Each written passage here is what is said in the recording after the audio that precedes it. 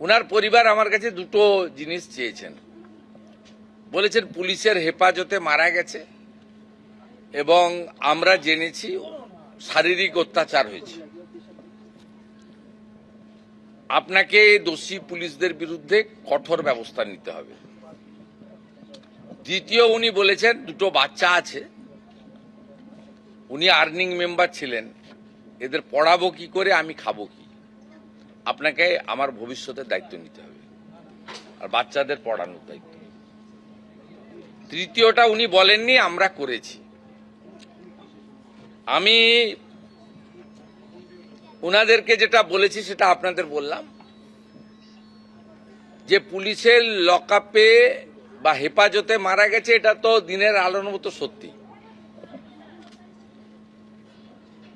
কতটা শারীরিক অত্যাচারে মারা গেছে বা কিভাবে মারা গেছে এটা আমি বা ডিজিপি সাহেব বলতে পারবো না।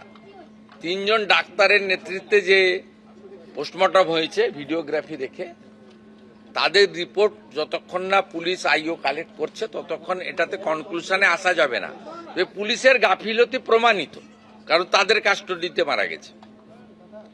এবারে কতটা কি অত্যাচার করেছে ইন ডিটেলস পিএম রিপোর্টে পাওয়া যাবে। আমরা প্রাথমিকভাবে থানার আইসিকে ক্লোজ করছি পুলিশ লাইনে, আর আইও ইনভেস্টিগেটিং অফিসার তাকে সাসপেন্ড করছি। ম্যাজিস্ট্রেরিয়াল ইনকোয়ারি এক্ষেত্রে প্রোটোকল ম্যান্ডেটারি। সাধারণত ডেপুটি ম্যাজিস্ট্রেট লেভেলে বা এসডিও লেভেলে ইনকোয়ারি হয়। আমরা এক্ষেত্রে ঘটনার গুরুত্ব অনুভব করে এবং পরিবারের দাবি মেনে উত্তর চব্বিশ পরগনা জেলা শাসক মহোদয়াকে ম্যাজিস্ট্রেরিয়াল ইনকোয়ারি করার জন্য দায়িত্ব দিচ্ছি। চিফ সেক্রেটারি বিকালের মধ্যে তার নোটিফিকেশন বের করে দেবেন, অফিসিয়াল অর্ডার বের করে দেবেন, আমি ফিরে গিয়েই করে দেবো ফাইলে সই। সেকেন্ড হচ্ছে ওর পরিবারকে আমি হোম মিনিস্টার, বছরে 3টে অ্যাটেন্ডেন্ট পাই।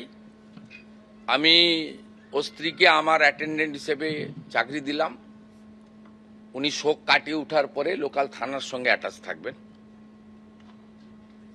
এবং 12 মাস 15,000 টাকা করে এরা পায় অ্যাটেন্ডেন্ট।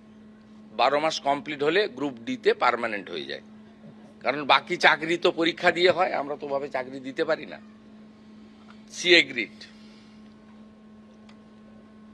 আমরা থার্ড যেটা বলেছি যে মৃত্যু অর্থ দিয়ে হয় না, কিন্তু সব প্রদেশেরই সরকার, কেন্দ্রের সরকার একটা দায়িত্ব থাকে। এই জন্য CM relief fund, PM relief fund, এই জন্যই ডিজাস্টার ম্যানেজমেন্ট ফান্ড, এই জন্যই থাকে, ব্যবস্থা থাকে সরকারের। ওরা আমাদের কাছে অর্থ চায়নি, কিন্তু আমি চিফ মিনিস্টার রিলিফ ফান্ড থেকে 10 লক্ষ টাকার একটি চেক ওনার মিসেসকে দিয়েছি। বলছি এটা আপনাকে নিতে হবে না, আপনাকে একটা চাকরি, ছোট চাকরি হলেও দিলাম আমরা, দুটো বাচ্চার নামে আপনি MIS করে দেন, ওদের পড়াশোনাটা দেখতে হবে। আর পোস্টমর্টম রিপোর্টে যা আসবে এবং ডিস্ট্রিক্ট ম্যাজিস্ট্রেটের নেতৃত্বে ম্যাজিস্ট্রেরিয়াল ইনকোয়ারিতে যা রেকমেন্ডেশন দেবে তার ভিত্তিতে পরবর্তী পদক্ষেপ আমরা মেনে চলব। কাস্টোডিয়াল ডেথের ক্ষেত্রে সুপ্রিম কোর্টের, NHRCর এবং রাজ্য সরকারের নিজস্ব কিছু ব্যবস্থা রয়েছে, সেই ব্যবস্থা মেনেই এটা করবেন। ডিজিপি সাহেব পার্সোনালি এবং হোম সেক্রেটারি ম্যাডাম পার্সোনালি এটা লুক আফটার করবে এবং আমাকে রিপোর্ট দেবে, এবং MLA এবং CP প্রপারলি লোকাল ফ্যামিলিকে ইনফর্ম করতে থাকবে যে সরকারের ইনভেস্টিগেশন এবং তার অ্যাকশনের প্রসিডিওরটা কি হলো।